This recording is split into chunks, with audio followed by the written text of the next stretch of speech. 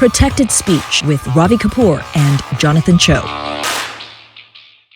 Alongside Jonathan Choe, I'm Ravi Kapur for another edition of Protected Speech, and we're going to get into a topic that we have been covering extensively on this program, and that is Hinduphobia. It's something that we are seeing emerge, and it's something that now is popping up in public hearings. I want to start with what happened at a town hall involving Congressman Ro Khanna in Silicon Valley. He went to Fremont a couple of weeks ago, and there was a fracas that broke out during that town hall. We were there on site. First of all, there were folks very interested in the caste legislation in California, discussing that matter. Folks also talking about Prime Minister Modi. That turned contentious during that town hall. Khanna, who is the co-chair of the India caucus, tried to assuage that. But Jonathan, not only did that take place, but another even bigger episode took place in Fremont at their city hall, which we will get into in a moment. And we're going to have Suhag Shukla from the Hindu American Foundation join us. But one more thing I want to mention, this has all happened under the backdrop of Cisco and this lawsuit about caste involving two Indian American engineers who the charges were dismissed against these guys. So, Jonathan, this culmination of events over the last, just the last few days has been kind of stunning to watch. Yeah, I think what's been happening this past year is you have groups who are trying to push this anti-caste legislation, getting win after win after win after win, and suddenly now they're hitting roadblocks for the first time. They're getting pushback. And that Cisco case where the judge dismissed this lawsuit, that was a huge blow. And now they're starting to realize, wait a second, there are people in favor of, pushing legislation or at least putting out proclamations and measures that acknowledge that Hinduphobia is real. So now they're starting to realize, oh, wait, we have to fight multiple fronts now. Yeah, I mean, in the Cisco case, the company is still on the hook as of at the time of this taping. But the two Indian American engineers who were being called castists and who ostensibly were being called into question for discriminating against another man's caste, those charges were completely dismissed. And those two guys, I mean, for the last 3 years, their lives were effectively really in bad shape. And so we'll see what happens moving forward. I mean, the state of California pursued that issue, and that's one of the reasons we want to bring on Suhag Shukla from the Hindu American Foundation, who's been covering all these matters extensively for her work on behalf of Hindu Americans around this country. And she understands all these different battles. A couple of months ago, we had Seattle pass the first caste discrimination law in the books, led by Shama Sawant, someone that I know you know intimately, Jonathan. Suhag, give us a sense of all of these things that have happened here over the last couple of weeks. It's kind of remarkable to watch. It is, and I think it's interesting that there's a proclamation acknowledging Hinduphobia being real that gets read into the record this week. And Shoma Savant, all the way from Seattle, wants to pounce on that, So she's like, this is wrong. These are all Hindu nationalists. I mean, the intersections between and the underlying kind of ideology that is pressing all of these issues, whether it's Seattle, whether it's the state, the Senate Bill 403, or even what we see at CSU, Cal State University, or the opposition to the Hinduphobia bill. It's all related. There's an underlying theme of anti-Hindu hatred and Hinduphobia, which makes it all the more ironic that you have folks opposing a bill that acknowledges that Hinduphobia occurs, maybe because they don't want to be called out. But they weren't there to oppose similar proclamations on anti-Semitism or Islamophobia. So I'd like to ask them why. Suhag, take us back the last couple of years, because we've been covering these different resolutions that have been proposed and passed, especially during this COVID period, where a lot of these things just happened out of the blue. We saw just something, a resolution passed out of the blue in Alameda County, in Seattle, in Hamtramck, Michigan, and in St. Paul, Minnesota, Cambridge, Massachusetts. I mean, I've been watching all of these things. We have a lot of these things on Diya TV's YouTube channel. For those people, just type in caste and you'll find a bevy of these public hearings. When there was an occasional public hearing, but also, oftentimes it was just passed under the cover of darkness. We had no idea this was taking place. This situation in Fremont and the one in Seattle, at least in Seattle, they had a public comment, but we had a feeling where that was going. Fremont was a little bit different. There was a public hearing, but it seemed this time the folks at Equality Labs who've been leading a lot of the resolutions that were in particular seemingly anti-India, and some folks have said are anti-Hindu. In Fremont, it does seem like they were caught a little bit off guard, at least according to their founder and executive director, Tenmori Sundararajan. I mean, look, if you look at all of those proclamations or resolutions that you mentioned, what the theme of those is, accusing Hindu Americans of dual loyalty, holding Hindu Americans to a double standard, delegitimizing issues that they've faced. So we finally have a proclamation in Fremont that acknowledges that all of this stuff is happening and it's unfair and it's un-American. And at least the city council of Fremont and the mayor is going to say, hey, we're putting our foot down. It's a much needed statement. It's long overdue, but I'm glad that it came. What's interesting to me is that, she, at least Thenmori Soundarajan, has opposed this. And my question is that what about Hindu Dalits? Does she not represent them? Do Hindu Dalits not face Hinduphobia? And so who is she really speaking for? To the Dalits in the Hindu American community, none of them think that she's speaking for them, and she made that evidently clear. Suhag, before we move forward, just help us understand what is Equality Labs, and ultimately, what is your position? How do you respond to this group, and really, what has this group done to really push this narrative that that there's discrimination happening, against Dalits? Look, I think that's a great question. I think that if there's investigative reporters out there that are interested and have moral courage, they should look into what is this entity called Equality Labs. Popped up, it's not a 501c3, but it is a fiscally sponsored organization by, I think, Fractured Atlas, which is a funding body that provides grants and things like that to progressive causes. Now, what that does, though, is that, usually a fiscal sponsorship is temporary. It's supposed to allow smaller nonprofits, it's supposed to buy them time to go through the process of becoming a 501c3 tax exempt organization that's not only recognized by the federal government, but then is obligated to have certain level of transparency. And so my question is, why is Equality Labs still not a 501c3 if it claims to be doing, work that is serving a charitable cause, things like civil rights?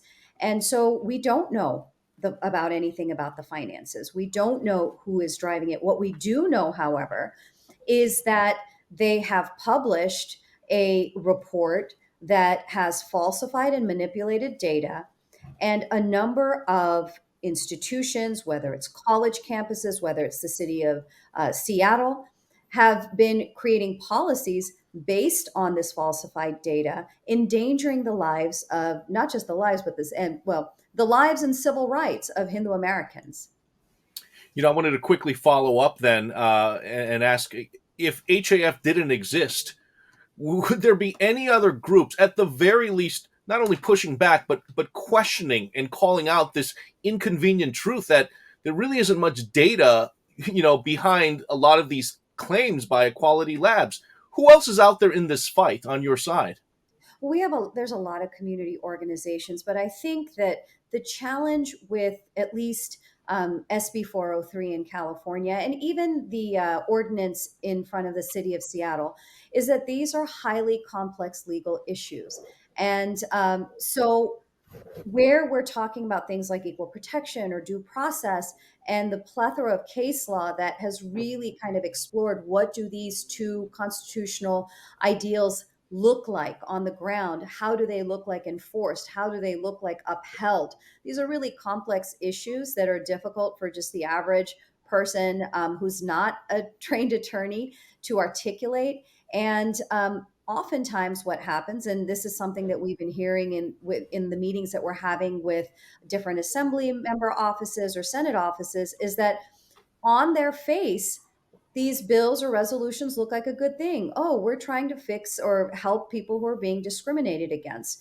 There's not even a pause to ask, well, is there really widespread discrimination?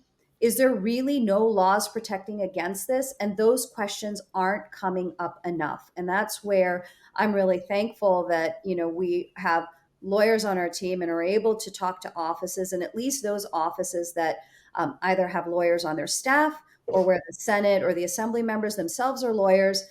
They're getting past that kind of initial, well, this is a good thing. We're trying to address discrimination. So they're able to get past this, well, this is well intentioned, to, oh, wait a minute, we didn't even think about all of these unintended consequences. So, Suhag, let's take a step back here for a moment, because I think the last time we had you, I think it was in reference to the Seattle law. But then Aisha Wahab, the new state senator in the Bay Area, announced SB 403, which is a caste law for a state. It's the first of its kind introduced. She has a lot of support from Equality Labs and their network of supporters. We know that she's had meetings with at least members of the Sikh community. Have you had a chance to engage with Senator Wahab and give me a sense of where things are? Because in light of all this with Seattle, with different resolutions, then we have the Cisco case that was kind of the underpinning for a lot of these efforts, where I would see folks saying, well, look, Cisco got sued for caste discrimination, as did two Indian American engineers, but those charges were dismissed. So where does that leave some of these efforts? And when you talk to other political leaders who are trying to navigate through a very complex topic, have you been able to have these discussions in light of the new information? Right. Well, let me start with Cisco first. The fact that the Cisco case was even filed is proof that existing laws already cover caste discrimination, and that these efforts to legislate a specific category of caste, which then applies to only people on the basis of their national origin, their ancestry, and the ethnicity, basically undermining the very laws it's trying to amend. The Cisco case shows us that the Civil Rights Department, the enforcer of California civil rights law, thinks that caste is already covered. And while I might disagree with kind of the kitchen sink approach that the state took in terms of trying to equate caste with color and race and religion, the proper category is ancestry, and they did do that. So the legal grounds in terms of, is there an avenue to prosecute against caste discrimination, exists. However, in the Cisco case, there was a very shaky factual ground, and there was at least a shaky legal ground in terms of what actually happened. And we can talk about that later. So in some sense, the Cisco case demonstrates the unnecessariness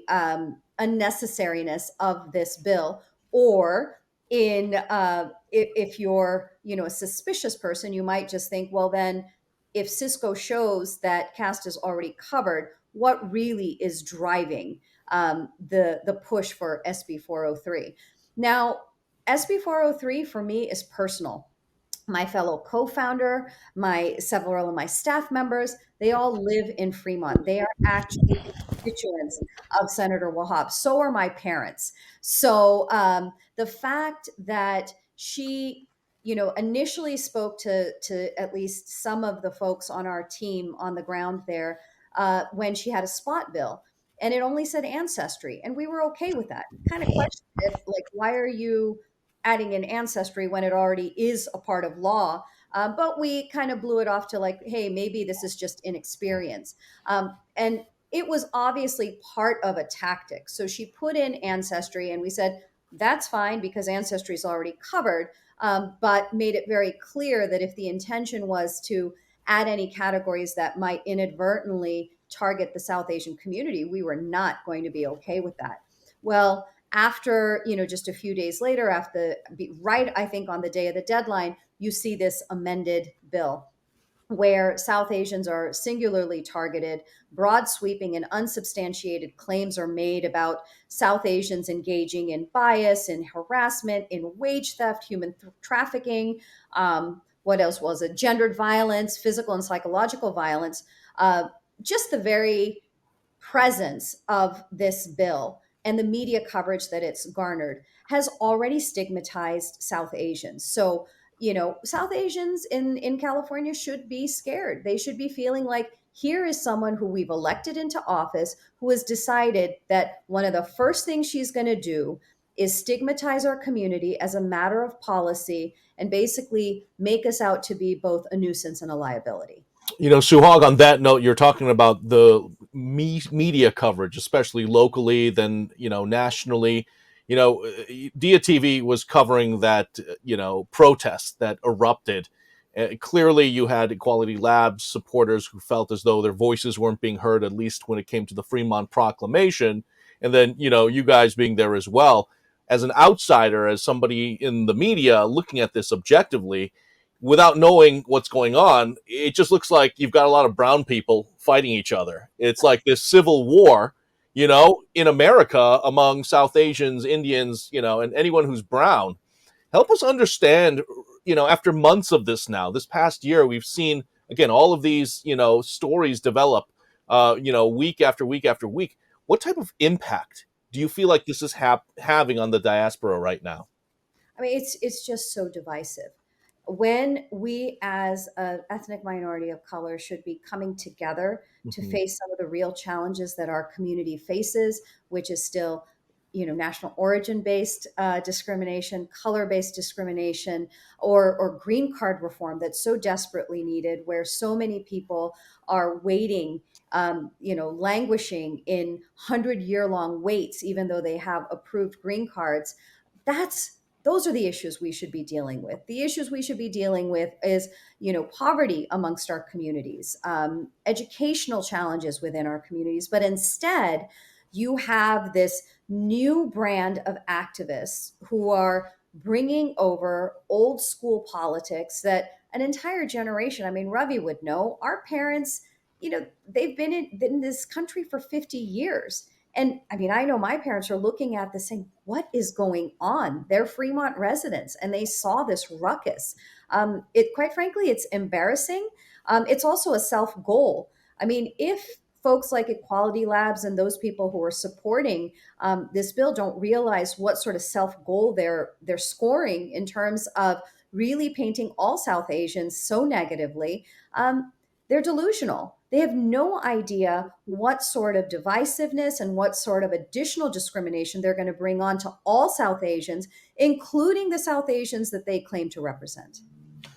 So the Cisco situation, which is not still fully resolved because the company is still theoretically on the hook, and maybe they'll settle because a lot of companies, just to get litigation off the books, they might do that, and that might help advocates say, hey, there's still something there. But for the two Indian American engineers who for 3 years had to suffer with this kind of scarlet letter, have you been in touch with them? Do you know what they're able to do moving forward? Because it just seems so traumatic to have something so stigmatizing attached to your name for years on end, and then they finally get it lifted. And what kind of recourse do they have?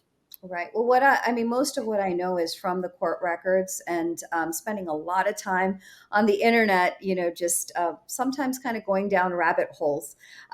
So maybe if I wasn't a lawyer, I should have been an investigative journalist. But what we know from court records is that, you have these two Indian origin engineers. Sundar Iyer hired John Doe, went out of his way to recruit him.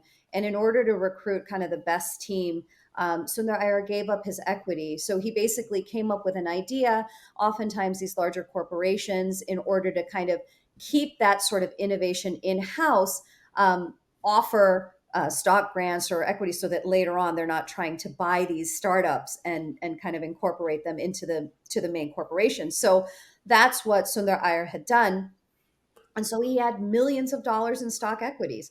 So John Doe, it wasn't only one of the highest paid engineers and at one of the highest levels of what it is, whatever the whatever the promotional levels or things that exist at Cisco, but he came in as a senior principal engineer, but he also came in a millionaire. I mean, that was his signing bonus. And so my question is that if this was an individual, Sundar Iyer, who had casteist attitudes or casteist beliefs, why would he have gone out of his way to hire him? More importantly, there was already a Dalit leader on the team, right? There's three leadership positions, and all three at different points in time had been offered to another Dalit candidate. He held one of those positions, and at least I think one or two of the other positions had been offered to him well before John Doe filed his claim. So here you have a case where you have an engineer who's hired the best team. It doesn't matter what background, at least to him, it didn't matter what background they came from. And so to me, it's kind of I don't know, just bringing a negative light to what is otherwise a success story for Dalit Americans. Suhag, watching that video again, we have it on loop here right now. We're just again shocked still that there'd be this much commotion at a Fremont, council meeting, basically, where there was simply a proclamation. We've seen the way Equality Labs behaves, and Equality Labs clearly has a playbook. Oh, They try to push their agenda very quietly, but the moment there's pushback against it, they cry victim. And mhm. that's what it seemed like was happening. They were saying their voice wasn't heard, and they're claiming that again that they're being unfairly treated. Yet at the same time, based on again what I've seen in terms of the headlines and the way Equality Labs has been operating, they've had quite a few wins. But I feel like the momentum is starting to shift a little bit. How are you anticipating, Equality Labs' next move? Uh, that's hard to say. Or at least maybe I don't want to say right now, not on live camera. But what I will say is that the episode at the Fremont City Council was almost like a rewind and replay. Just a few years ago, when we were engaged in public testimony for textbooks and trying to get improvements in how Hinduism was portrayed, same sort of thing. Many of the allies came, they were pushing and shoving people, but then they turned around and claimed that it was the women and children or parents and children who were doing the pushing. We've heard from our members that children were crying because she and her allies were pushing and shoving and yelling profanities. One person even went to the mother of a child who was obviously crying and scared to say, "Why did you bring your children here?" So, but then you have this documentary filmmaker who's following her. So it's hard not to see this as anything but performative. And she's crying victim. And that's going to now land in some documentary film or somewhere. I mean, who walks around with a cameraman? Like it just makes no sense, or it does make sense in terms of the tactic. She is a media professional. And so this is kind of her bread and butter. This is what she's been trained in. But the problem is that all of the stories that she's claiming to be true simply aren't. That's interesting you bring that up because I believe Tenmori was a filmmaker before she got into this kind of activism. I do want to play that clip because we do have that clip of after the public hearing took place and the resolution was passed by the Fremont City Council. Tenmori got up and spoke directly to the mayor, Lily May. And I should mention, Mayor Lily May and now State Senator Aisha Wahab were both fighting for that seat in the previous election. And Wahab won by about 16,000 votes. So clearly there's a little bit of animus there because I did run into Lily May at an event in the last couple of months. And she was surprised that she had lost that election. I certainly think there's probably something coming down the pipeline here. So May gets this proclamation done, and this is Tenmori's reaction after it got signed. And I'd love to get your thoughts on the other side. Protesters were working against our civil rights. All we want is the ability to talk with the city of Fremont to listen to the extensive amount of caste discrimination that is occurring. What happened tonight was so shameful. You had so many of our people not allowed into this building.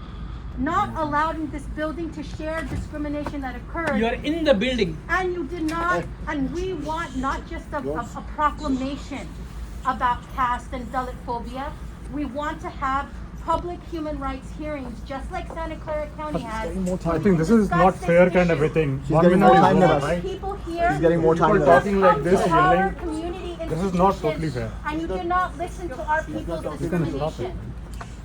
And Raj, you said you did not even know that CAP existed in Fremont. You sat with all the Dalit leaders here. Yes, you did. You said you did not know that it was here in Fremont. You need to please sit down and talk to our people. We shouldn't have to beg to have our civil rights happen in this city. This is so shameful. You provided hours of testimony for people to discriminate against us. But we are here because all we want is to be free. Lily, you never sat down and met with one Dalit. Did you sit down with any Dalit organization? How many times you sit with the Dalits? You did not sit with our How many communities, times Lily. you sit with the Dalits?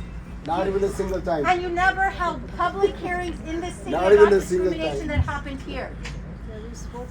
The fact that we are here at 10:30 having to speak in this way and that you will turn your backs on people that are being discriminated shows why we need SB 403. We are a civil rights movement who will not have our rights be denied in this way. And you can turn your backs on us now, but every time you bury us, we grow stronger because we are a movement that will not be denied. Our freedom will be here. You did not actually. You actually blocked us from entering the building, Lily. It means we should come back to start a request you or ask you for the new proclamation for the Dalit phobia, for the Sikh phobia, for the Muslim phobia. So you're gonna pass every phobia? You have never no, passed hold anything on, related hold to on. caste. About caste, Lily? No, So you why don't- is that not happening? So you're saying you've not seen caste discrimination in the city of Fremont? Are you saying that to all the Dalits here? Without listening other people, you pass it. Even we came after that, you already passed it. What is that? There are 100 people here. You did not even listen to us. You already passed Lily, it. people asked you, they know? emailed you for a meeting, and you're What is now the meaning for denying us that to come caste right is here not here? if you already passed it You without just listening to us? proved the need for SB 403. Meeting's adjourned. We understand the meeting that is adjourned, but you know what? When you have put people at the back of the bus and that people weren't even allowed and faced physical violence to come in here, that's what happens. We still have to come forward to speak our truth. These are people that pay taxes here. These are people that you go to when you need money for your campaigns. You should at least listen to the discrimination. There is no love, no healing, Story no of empathy listening for one side Dalit is not people. good. Story of listening one side and just accept that's not good. Be fair. That's it. It's a democratic country. Yeah, that's not This is fair. very good. That's not fair. But the thing is we're still a movement rooted in love, and we will not have our rights denied. We will not have our rights denied. So turn your back on us today. Watch when we take power tomorrow. Yes, yes, yes. Suhag, thoughts on those comments made? Again, everyone was given 1 minute for a multi-hour public hearing. Afterwards, this was Ted Mori's remarks. So what do you have to say about that? It's definitely on brand. She always accuses people, guilts them, shames them, and goes over time for sure. I don't even know what to say about that. I mean, to make these broad sweeping claims about all these people have faced discrimination, if they are, guess what? Existing laws already protect against caste discrimination. If the people that she's working with don't understand what their rights are, then maybe she needs to spend more time educating them about their rights and their responsibilities and helping them file their claims. So, the investigative process will take course, and if there is discrimination that's occurred, then it's going to go through the process. But to just make broad sweeping claims like this, and we know from her report what are the types of examples. And I don't want to say that people haven't faced discrimination. If they have, the facts will speak for themselves and justice will be served. But when you give examples like, well, I showed up with I don't know, chicken curry and the host was vegetarian and they asked me to put it on a different counter, that's that's not discrimination. It's, just someone's private preference, and you're in their home. And so you've been asked to put something. It may not, put something somewhere else. It may not have anything to do with your background. So I think that there's, again, a lot of rhetoric without really any foundation, and she's gotten away with it for a long time. But now I think when you try to take rhetoric and push it into the realm of policy, and that too at the state level, there's going to have to be a far more discerning look into the claims that she's making, and also looking to see whether existing law has been tested. Suhag, have you ever seen Tenmori go out of her way to hear from the Hindu American experience or perspective on this? I mean, if you look at the descriptions, the you won't find that in the kind of about us section about who she represents. You will find one word absent, and that's Hindu. Where you do find the use of Hindu is in a disparaging manner, trying to equate social evils with the tradition. And we also know that there's Dalit groups who do represent Hindu Dalits in the community, in Fremont, in throughout California, who have been on the front lines of fighting against SB 403. And look, even when it came back, all those years ago, when it came to textbook reform, we offered dialogue. She's not interested in that, because if we're going to start talking about the merits of the claims, she's resting on just clouds. She's made up clouds, dark clouds at that. And there's not really very much basis to what she has said, what she's claiming. And slowly over time, the truth's going to come out. I wanted to quickly follow up. I asked you this question last time. How do you again push back and fight against a group like Equality Labs? You said you're going to do it in the courts, and that's what you've done. And you have momentum now. Others, though, watching this, they're watching this behavior, in this council meeting. They're like, I don't want to have anything to do with this. Yet, clearly, the reason why, Tenmori and Equality Labs has had so much success is they've mobilized their ground game. They have the everyday, Joes and Janes in the community come out and to share their alleged, victimization. When it comes to Hindu Americans, then how do you mobilize that base? I know you're fighting in the courts. I know you're, going into the schools and so on and so forth. But just the everyday folks who are like, man, I don't want to deal with this person because of this type of behavior. What do you say to them? Right. It's really just education, and getting people familiar with the process, getting people familiar with what's at stake. And, like I said, whether it's a assembly member's office who at, first glance says, well, this is trying to curb discrimination or address discrimination, it's overall a good thing. Or I've also heard in the community, well, if I'm not discriminating, it doesn't matter. The problem is with that sort of attitude is that you don't understand that ultimately, when you stigmatize an entire community on the basis of their national origin or their ethnicity, it's going to lead to you being discriminated against, right? You may not be discriminating, but eventually the system will make an environment in which you are discriminated against. And I would say that this issue has woken people up. I think in the conversations that we're having in the community, there's so many other organizations that are working on this on the ground, and people are showing up. So, Friday or whatever day it was, I think it was a weekday. It wasn't a Friday, but it's a weekday. And people showed up to the Fremont City Council because they wanted to be there at this historic moment when a proclamation is read into the permanent record that recognizes that Hinduphobia is real and that the Hindu American community in Fremont is valued for the contributions that they make. So I think it's changing. I think one of the challenges is also that, as you saw in that footage, she's got a skill of turning the tables and making you feel guilty and making people feel defensive. And that is where I think that the community maybe has a little bit of fear, but I'm seeing that change. And I think that in that sense, I wish it were better circumstances to see kind of the South Asian community rising up in terms of kind of embracing and taking hold of a political voice. I wish it was for something more positive. But if it means that we have to start on the defense, then so be it. And I hope that the momentum then continues so that you see more Hindu Americans showing up to city councils, running for local office, running for school boards, and whatever it takes to ensure that our interests are served and that we can bring the best of what the Hindu American community represents. It's mutual respect and pluralism. And those two core values so resonate with what America promises to be.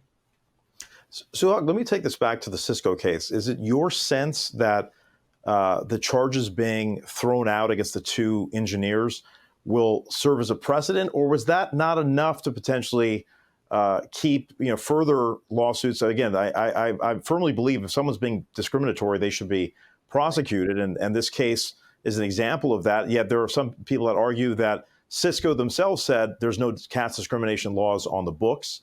And the fact that these charges were thrown out rather than a judge rendering a verdict may allow additional litigation without this being a precedent. Do you have any thoughts on that aspect? Sure. Look, as we've always held, existing laws should be utilized. Look, the United States is growing ever increasingly diverse, so that you're going to see potential, frictions that might exist within different communities erupt possibly in the workplace.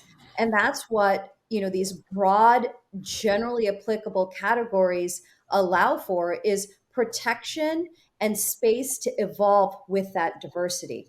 So just in the way that perhaps when the Civil Rights Act was drafted, they may not have foreseen that maybe dark-skinned individuals within an ethnic or racial group might feel that they've faced or allege that they faced discrimination from someone light-skinned or vice versa, that too has been protected. And we have case law that shows that. So in that same way, I think that the CRD, if they're to pursue another allegation of caste-based discrimination, one, they better actually investigate it as they would investigate any other allegation of ancestry, rather than trying to steep their investigation or let it be colored by stereotypes, which is, I think, what happened here. They went in with preconceived notions, presumptions of guilt, and a very sloppy, reductive assumption about Indian Americans that they all fall into some pyramid. And I blame the public school system for doing that, because I'm sure many of those attorneys learned about India and Hinduism in their sixth grade textbooks. So they went in with these preconceived notions that I think blinded them to the facts.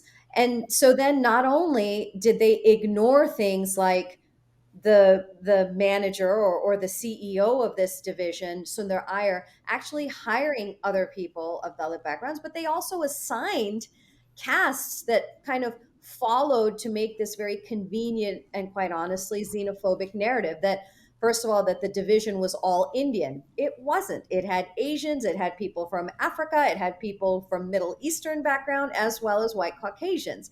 Then they said, not only is it all Indian, but they're all upper caste. And these two managers are also upper caste, right? So what happens is they get kind of caught up in telling a story rather than actually looking at the facts. So if a situation comes up, I would advise CRD attorneys to treat it like any other ancestry-based allegation, so that they're not drawn into these kind of negative stereotypes or narratives that end up driving their investigation rather than the facts. Let me ask you one final question. This is kind of related to politics. We saw the state of Georgia pass a Hinduphobia resolution. Now, the governor and most like government leans right. You do have some Democratic senators there, but the governor's a GOP elected official, and there's a strong Indian American Republican base in Georgia. California, very, very liberal, very Democratic. Are you seeing this as a flashpoint? Because we've seen the California progressive, the progressive group led by Amar Shergill pushing this legislation for SB 403 out there. What kind of impact do you see in terms of politics that these kind of efforts will have? Because I just heard the Republican National Committee just appointed Shali Kumar to their efforts doing outreach to Hindu Americans and Indian Americans. So we're seeing a real broad outreach by the GOP officially. The Democrats have largely had Indian Americans voting for them, 80% roughly in the last election for Biden-Harris. Will this have a political impact? Well, first of all, hate should not be a political issue. I think it's just an American issue. And it shouldn't matter what side of the party lines that you fall on. We should be condemning all forms of hate.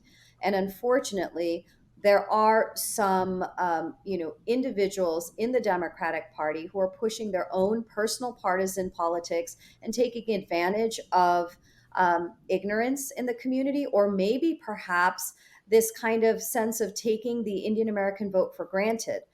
Certainly, from what I'm seeing on the ground, it's being noticed. It's being noticed that when things like the Teaneck resolution or a resolution in St. Paul, Minneapolis, or in Chicago, when all of those resolutions that hold Hindu Americans to double standards, that accuse them of horrible things without any sort of evidence, and it's being done in traditionally Democratic districts or being pushed by Democrats themselves, mostly progressives, and mainstream Democrats are not calling it out. I think what I'm seeing, at least on the ground, is the sense that, hey, if you don't value us, we can take our vote elsewhere. And I think that that's something that both parties need to be aware of and address quickly. Yeah, Suhag, real quick, HAF was also recognized in this proclamation in Fremont, and you're clearly now in the crosshairs of Equality Labs. I mean, if you didn't notice, Tenmori's team came out with documentary filmmakers. That's what it appeared to be. So they're taking it seriously. What's your next move at this point? I mean, you've clearly gotten their attention. How are you preparing at this point? Right. Well, we've been in their crosshairs for quite some time, and I will say that folks like Amar Shergill and champions of SB 403, rather than arguing on the merits, are trying to attack the opponents, not just the Hindu American Foundation, but a number of other Hindu American organizations and ordinary Hindu Americans who are really afraid about the devastating impact that this bill is going to have on their civil rights. They're calling them Hindu religio-fascists, which I didn't even know was a word, but now I do. So let's talk about the merits. Amar Shergill's a lawyer. He took con law, and he also has taken an oath to uphold the U.S. Constitution. So let's talk about that. So we're going to stick to what we know best, and that is that this is a violation of fundamental rights, and we are at least hopeful, leaning towards confident that those with moral courage, those who are committed to upholding the U.S. Constitution and California law, are going to do the right thing. And this is why this conversation is so important. There's so many layers to it, and we're trying to cover every aspect of it. And, there are 5 Indian Americans in Congress that are all Democrats. I haven't seen too much discussion on caste, and this is where I think the rubber will meet the road. Will Indian Americans and Hindu Americans move more right? We certainly saw that with President Trump. In the last election, Biden-Harris was able to bring some of that back. What will happen in the next cycle? Suhag Shukla, co-founder of the Hindu American Foundation. We always appreciate your context. Thanks so much for being with us. Thank you. All right, now let's go to Seattle, where Jonathan Choe has been obviously documenting issues in downtown, and he got a chance to talk to the mayor.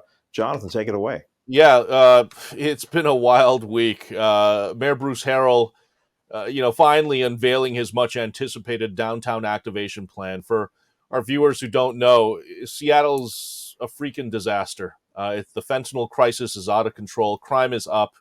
The main tourist hotspots, like, the Gateway on 3rd Avenue and Pike Place Market, it's just full of drug addicts and drug dealers, and the tourists are passing by with their children. There's a drug overdose pretty much every single day. Thankfully, the mayor has come out with now an intentional plan. He also unveiled an executive order to deal with the drug epidemic. But I think city leaders are finally starting to see that what's currently on the books, the strategy, is just not working. But unfortunately, what the city of Seattle is going to continue to roll with is harm reduction. And what that is basically this, ethos and ideology where you just do whatever it takes to keep the drug addict alive. Problem is, the critics will say what harm reduction's doing also is giving away these supplies like the needles and meth pipes for free, no questions asked. Now, one of the supplies that are being given out, I carry regularly, which is Narcan, which helps reverse the effects of an overdose, and has saved many lives. But again, the fact that we're giving away these harm reduction supplies, no questions asked, and not talking about intentional intervention and putting out requirements once we give out these needles and meth pipes instead of giving it out like candy. Why aren't we going out of our way to put people into treatment? I mean, I think that's what is still being questioned. And another kind of, I won't go as far as to say it's a controversial strategy, but what the mayor also unveiled was an incentive program. Basically, addicts will now get gift cards, can earn gift cards if they complete a program to stay clean and sober. But again, the cynics have already pounced on that, and I happen to be one of them. The concern is the addicts will go and simply sell these gift cards, once they get them. And right now in Seattle, when it's a free-for-all, when there's pretty much zero enforcement for shoplifting, folks are like, why do these addicts need gift cards when they know they can go and just steal from Target or Walmart and sell everything for pennies on the dollar to buy more drugs? So, look, I want this to work, full disclosure. I hope the mayor is successful, and it's a new and innovative plan, but we'll just have to wait and see. Well, I know you've been covering this thing for weeks, and the gift card situation has been a fascinating element, especially that you have Asian Americans involved in some of these things who got taken down in the past.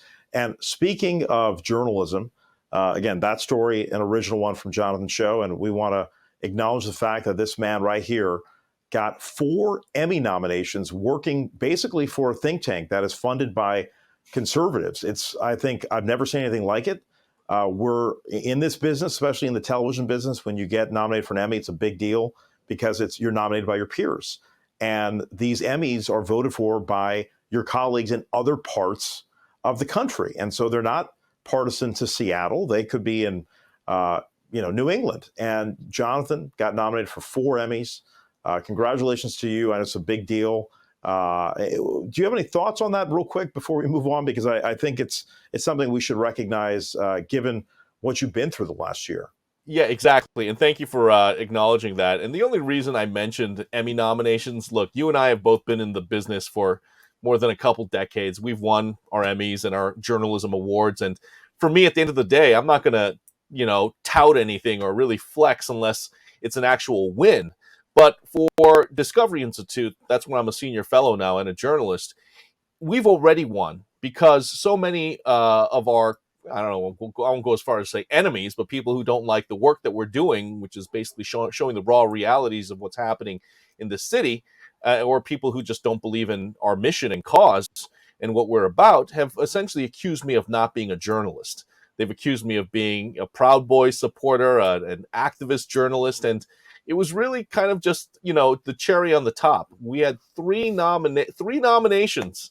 And by the way, the 4th one was for my time at Como News, which obviously was the kicker here. But to compete against now the actual local newsrooms, the legacy media players, I mean, that is a big deal. It's unprecedented. I don't think Seattle has ever had a think tank going up against the local TV stations like King 5, Cairo, Fox 13, and Como News, and every other news outlet that submitted and was nominated. So that's why for us, again, even if we don't take home any hardware this year, it's already a win for us.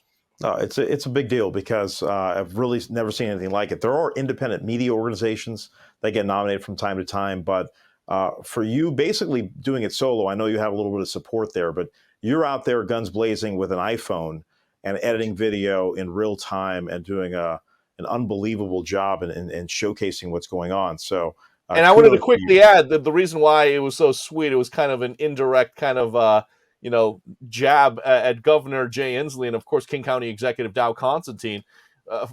Full disclosure right now, if you all know, that they don't like me, and they've banned me essentially from their press conferences. And the reason has always been that I'm not a journalist. So I think and I hope that this changes the equation. And all I want to do is simply ask questions on behalf of the people. All right, now we're going to get into a regular segment on AAPI Hey. This is presented by the California State Library. And a pretty serious episode out of Northern California, where the Attorney General also was involved in announcing, the Attorney General of California, that is, announcing that 17 men were arrested. They were all of Sikh origin, part of 2 different gangs. Very serious situation where basically gang members, rival gangs, have been involved with shootings, and a few of them were involved in the vandalism of the Consul General of India in San Francisco. So we've seen kind of a rise in the Khalistan movement, and some of these folks are a part of that. And these clashes have been going on throughout Northern California, primarily around the Sacramento area, but it did come to San Francisco. But the U.S. government and the local officials in California, to their credit, clamped down on these folks that were clearly breaking the law. Yeah, and it got a lot of national attention because I think the headline that really did surprise folks was that these were gang members. And for this type of beef and squabble to be happening here on American soil, I think was a big surprise and shock. But this is clearly, these type of dynamics are happening in the Sikh community. Well, it's unfortunate because the Sikh community, by and large, is very, very peaceful, and so a few bad actors have kind of left a black eye. But it's something we're going to continue to follow, and we do cover Asian hate in the larger context, but we don't have a whole lot of kind of Asian on Asian hate. But we've had a few of those episodes, and I think it's important to document that. And it's unfortunate that we can't have cooler heads prevail. We should have these discussions, these debates. Some of these things are very heated, contentious, but we need to have open dialogue. For Jonathan Choe, I'm Ravi Kapur. We'll see you again next time.